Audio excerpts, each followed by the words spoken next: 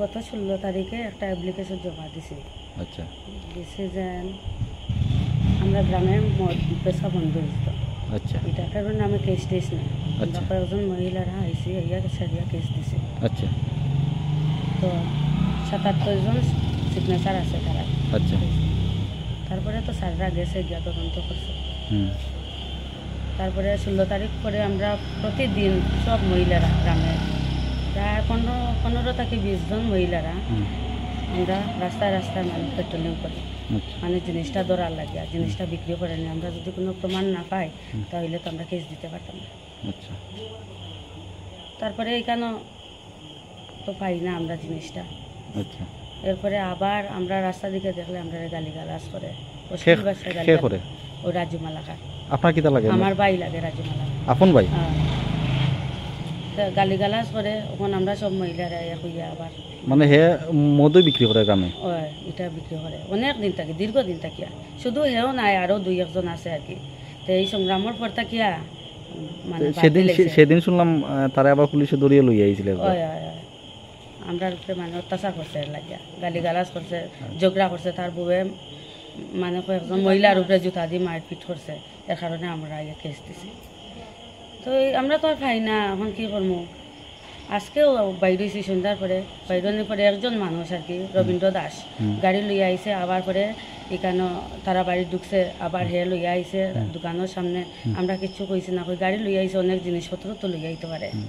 এর কারণে আমরা কিচ্ছু কইছি না, না কই আর তখন রাত্রে 8:30টার মতো হয়ে যায়। ওই যাই গিয়ে যার যারের বাড়ি কইছে তো মোটামুটি একটা রাস্তাতে আসছি। তখন ওদিক থেকে আমার বাড়ির পাশেও আর কি রিপন মালাকার সম্পর্কিত আমার পাশের বাড়ি আমার দেওয়ার লাগে আর কি। তো সেইখানে থ্রুভাবে আটিয়া আর কি।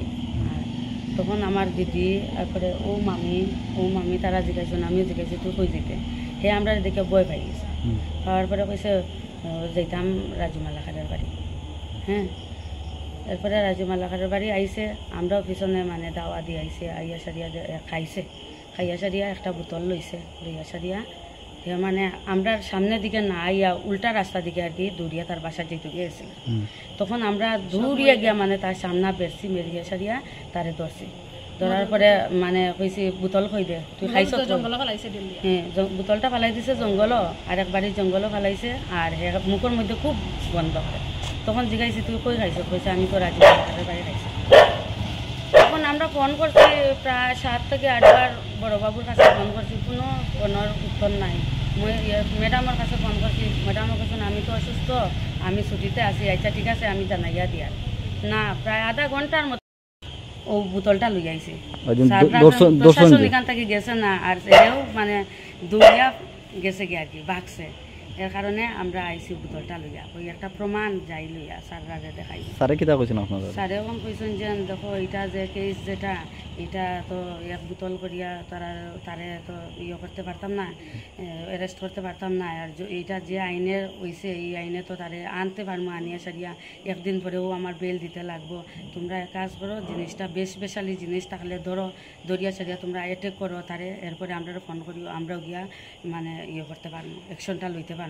আর ওখানে বোতলের যেটা এটার উপরে অ্যাকশন লওয়া যাইতো না। স্যারে ভালো করে বুঝাইয়া দিছে।